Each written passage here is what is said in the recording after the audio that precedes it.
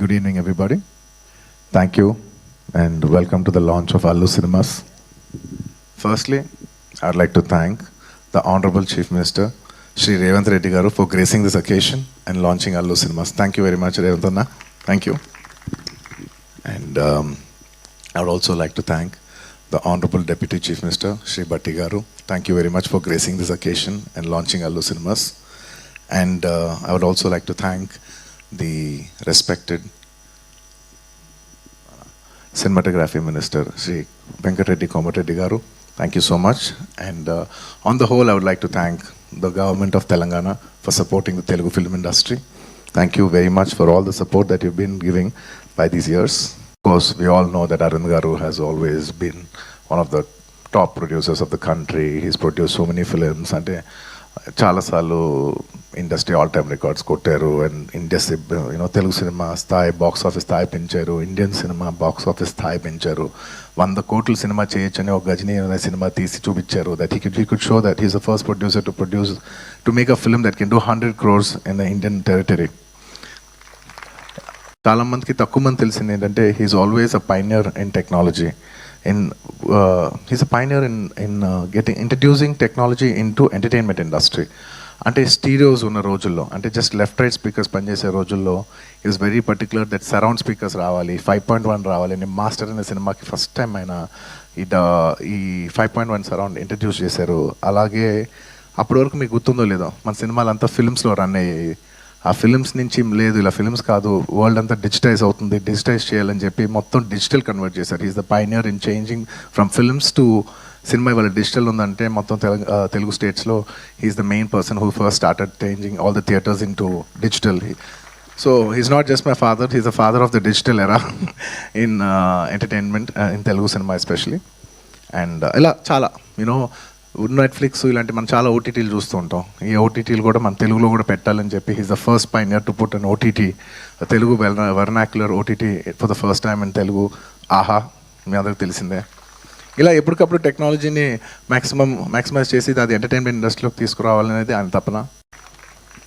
This is just not a simple real estate project for us. ఇది మేము పర్సనల్గా చాలా ఇష్టపడి ఏదో సినిమాకి రిటర్న్ ఇవ్వాలి, సినిమా మాకు ఎంతో ఇచ్చింది, మేము ఏదో ఒకటి కొంతైనా సినిమాకి ఇవ్వాలి అని ఒక ప్యాషన్తో చేసిన ఒక ప్యాషన్ ప్రాజెక్ట్ ఇది.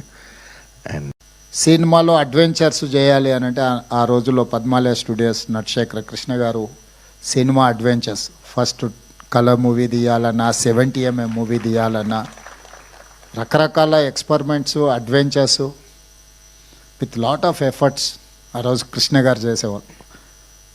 కృష్ణ గారు ఒక సంవత్సరంలో 15-16 సినిమాలు హీరోగా నటించి రిలీజ్ అయిన రోజుల నుంచి ఇప్పుడు 5-6 సంవత్సరాలకు ఒక సినిమా తీసే పరిస్థితి వచ్చింది. ఎందుకంటే నేను కృష్ణ గారి అభిమానిని కాబట్టి అన్ని వివరాలు నాకు తెలుసు. మేము అన్ని లెక్కలు పెట్టి వాదించేవాళ్ళం. నేను వనపర్తిలో చదువుకునేటప్పుడు సినిమాలు అక్కడ రిలీజ్ అయ్యేటివి కాదు, అయితే హైదరాబాదు లేకపోతే కర్నూలు ఇట్లా కొన్ని ప్రాంతాల్లోనే సినిమాలు రిలీజ్ అయ్యాయి. మొదటి రోజు చూడాలంటే వనపర్తి నుంచి కర్నూలు 100 kilometers లారీలో ప్రయాణం చేసి సినిమా చూసి వచ్చేవాడిని నేను. అంటే అప్పుడు బస్సులు ఫ్రీక్వెంట్గా ఉండేది కాదు. సినిమా టైంకి వెళ్ళి మళ్ళీ సినిమా చూసి మళ్ళీ వెనక్కి రావాలి అంటే లారీలు, హైవేస్లో ఎక్కువ లారీలు పోతూ ఉంటాయి కాబట్టి లారీ ఎక్కిపోయి మేము ఫ్రెండ్స్ కాలేజీలో ఉన్నప్పుడు సినిమా చూసి మళ్ళీ సెకండ్ షో సినిమా చూసి వెనక్కి వచ్చేవాళ్ళం. భవిష్యత్తులో అల్లు అర్జున్ ఇంకా రాణించాలి, పాన్ ఇండియానే కాదు హాలీవుడ్లో కూడా రాణించాలి. అంటే అక్కడికి కూడా రీచ్ అవ్వాలి మన సౌండ్. మనం ఇప్పటి వరకు తెలుగులో సినిమా తీస్తే హిందీ సినిమాతో పోటీ పడమని చెప్పుకునే వాళ్ళు కలెక్షన్స్లో.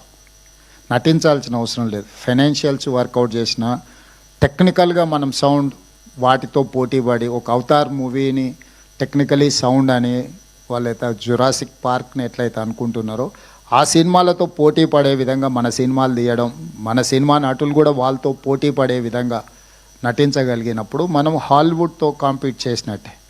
మన లాంగ్వేజ్ బ్యారికేడ్స్ అనేది పోయింది. ఇప్పుడు లాంగ్వేజ్ అనేది పెద్ద ఇష్యూయే కాదు, ద టాలెంట్ ఈజ్ ఇష్యూ. ఆ టాలెంట్ ఆ స్థాయిలో మన వాళ్ళు రాణించాలని మరొక్కసారి అల్లు అరవింద్ గారిని మనస్ఫూర్తిగా అభినందిస్తూ మీ అందరి దగ్గర సెలవు తీసుకుంటున్నాను. 50 సంవత్సరాల క్రితం ఈ ఇండస్ట్రీని అంటరాని ఇండస్ట్రీగా చూసిన సొసైటీ, ఆ సొసైటీలో నాన్నగారు నన్ను ప్రోత్సహించి నువ్వు దీక్షతో పనిచేస్తే ఈ సినిమా ఇండస్ట్రీలో పైకి వస్తావు, పర్వాలేదు ఇండస్ట్రీలోకి రా అని చెప్పడమే కాకుండా తన కూతుర్ని ఇండస్ట్రీలో ఉన్న వ్యక్తికి 45 ఏళ్ల క్రితం తను ఇచ్చి పెళ్లి చేశారు. అటువంటి భావం కల ఆయన ఇవాళ పైనుంచి వారు చెప్పినట్టుగా చూసి ఆనందపడుతూ ఉంటారండి. ఎంతోమందికి తను ఒక ఇన్స్పిరేషన్గా నిలిచి ఎంతోమందికి హీరోలు అవ్వడానికి ఒక బాట వేసి ఒక ఇన్స్పిరేషన్ ఇచ్చిన చిరంజీవి గారు,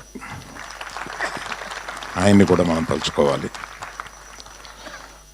నేను పుట్టింది, మా నాన్న పుట్టింది, బన్నీ పుట్టింది, వాళ్ళ అబ్బాయి పుట్టింది ఈ ఇండస్ట్రీలోనే ఉన్నారు. వాళ్ళ అబ్బాయి కూడా ఆల్రెడీ నేను వేషాలు వేస్తానని ఇంట్లో వేషాలు వేస్తున్నాడు.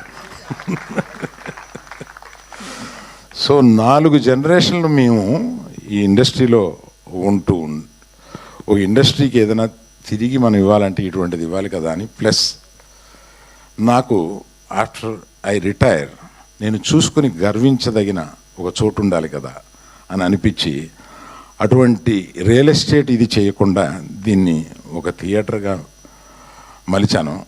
దానికి మా నాన్న ఇలా చేయకుండా ఇలా చేశాడేంటి అన్న చిన్న ఫీలింగ్ లేకుండా నా కొడుకులందరూ నన్ను దీనికి ఎంకరేజ్ చేశారు. రిక్వెస్ట్ చేస్తున్నాం అండి.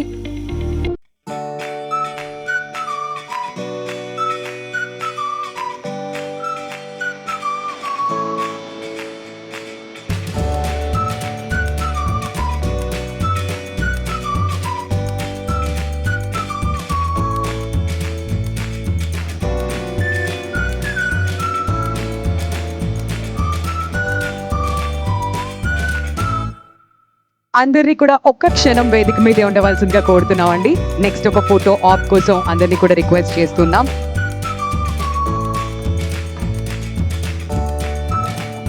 అందరినీ కూడా 1 స్టెప్ ఫార్వర్డ్ అండి ఫర్ ఫోటో ఆప్. ముందుకు రావాల్సిందిగా రిక్వెస్ట్ చేస్తున్నాం.